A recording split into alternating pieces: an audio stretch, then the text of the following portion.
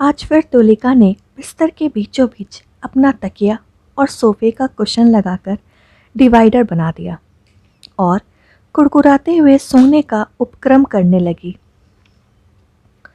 उसे बगैर तकिए के सोने में बहुत तकलीफ हो रही थी, इसीलिए उसने अपनी कोहनी को सिर के नीचे रख लिया और अविनाश को आता हुआ देखकर जबरदस्ती आंखें मींच ली। इसको तो पूरे बिस्तर पर सोना होता है, मैं खुद क्यों छोटी सी जगह में सोऊं और तकलीफ सहूं। हाँ, बड़ा आया राजा कहीं का। अविनाश ने एक नज़र तुलिका पर डाली। उसे नाराज़गी में भी तुलिका की मासूमियत देखकर हंसी आ गई। उसने बिना कुछ कहे अपना तकिया लिया और ड्राइंग रूम में सोने जाने ही लगा था कि तुलिका ने अपनी गोल गोल आंखें खोलकर उसे देखा और मुंह फुलाकर यथासंभव गुस्सा दिखाते हुए बोली, कोई चाहे तो इसी बिस्तर पर सो सकता है। हाँ, अगर ड्राइंग रूम में फुल प्राइवेसी में अपनी सो कॉल्ड जस्ट फ्रेंड से बात करना हो तो और बात है।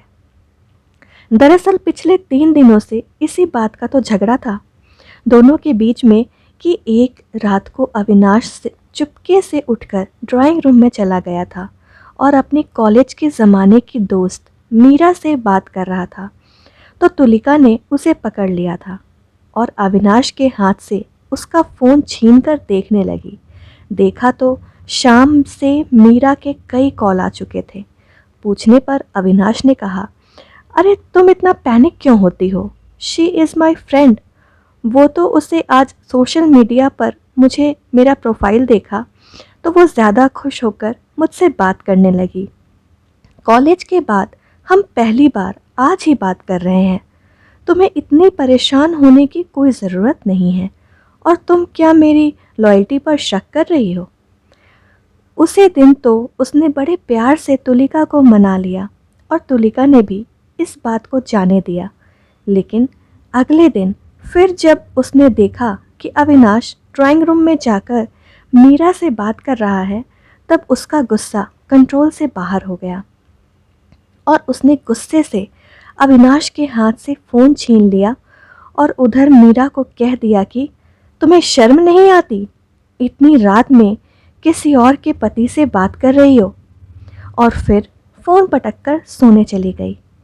अविनाश ने अपनी सफाई में कुछ कहना चाहा था, लेकिन तुलिका ने सुना ही नहीं और 3 दिनों से दोनों में बातचीत बंद थी। सिर्फ इशारों में बात होती, वो भी बड़ी मुश्किल से। बाद में तुलिका को भी लगने लगा कि शायद उसने ओवर रिएक्ट कर दिया है। क्या पता दोनों दोस्ती वाली बातें कर रहे हो, लेकिन अगर झुकने को तैयार नहीं थी।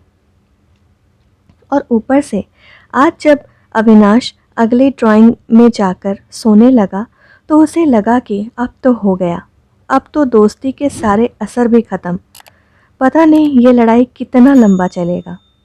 इसीलिए उसने अविनाश से ऐसा कहा, लेकिन अविनाश ने उसकी बात सुनकर भी नहीं सुना और ड्राइंग रूम में चला गया। तब तुलिका सुबह सुबह कर रोने लगी और उसे बहुत बुरा लगने लगा।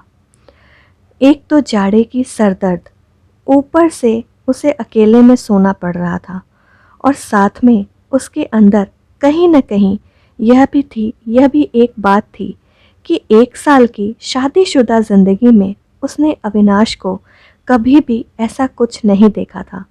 न उसके देखभाल में कमी आई थी, न ही उसके प्यार में कमी आई थी। सिर्फ एक दिन अपने कॉलेज की दोस्त से बात की कर ही लिया तो ऐसा क्या तूफान आ गया। और जहाँ तक तुलिका का सवाल था, वो भी तो अपने दोस्तों से बात करती थी। फिर आज 3 दिनों से उसने ऐसा क्या तूफान खड़ा कर रखा था? पर उसके अंदर की एक स्त्री सुलभ मन था जो कि मैं सॉरी क्यों बोलूं, उसने गलती की है तो उसे सॉरी बोलना चाहिए। तुलिका ने समझ लिया कि अब झगड़े के बाद दोस्ती इतनी जल्दी नहीं होगी, क्योंकि अविनाश ने उसे चुप भी नहीं कराया और अभी ड्राइंग रूम में जाकर सो गया था। थोड़ी देर में तुलिका को महसूस हुआ कि किसी ने उसके सिर पर हाथ फेरे हैं और उसके बालों पर हाथ डाला है। आंसुओं को अपने कोमल हाथों से साफ कर रहा है। तो तुरंत आंख खोलकर देखा तो सामने अविनाश था और उसने कहा कि मैं तुमसे दूर कैसे सो सकता हूँ, और ड्राइंग रूम में ठंड में ऐसे अकेले सोना अच्छा थोड़ी लगता है। तुलिका ने कहा, तब मुझे छोड़कर गए ही क्यों थे? अरे मैं छोड़कर कहाँ गया था, वो तो मैं चुप चुप कर मीरा से बात करने गया था। जब हंसकर अविनाश ने कहा तो तुलिका ने नकली गुस्सा दिखाते हुए उसे मारने का उपक्रम किया। फिर दोनों हंसने लगे और दोनों की हंसी और चुहल में पता ही नहीं चला कि कब बीच में रखे हुए तकिए और कुशन सिरहाने आ गए और उन दोनों के बीच की दीवार ढह गई।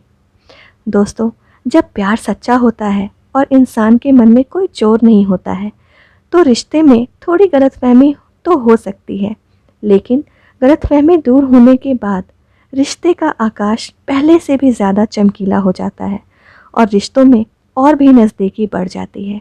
आशा करती हूँ दोस्तों ये छोटी सी कहानी आप लोगों को पसंद आई होगी। पसंद आई हो तो वीडियो को लाइक, शेयर और चैनल को सब्सक्राइब करना ना भूलें। पूरा वीडियो देखने के लिए आपका बहुत बहुत धन्यवाद।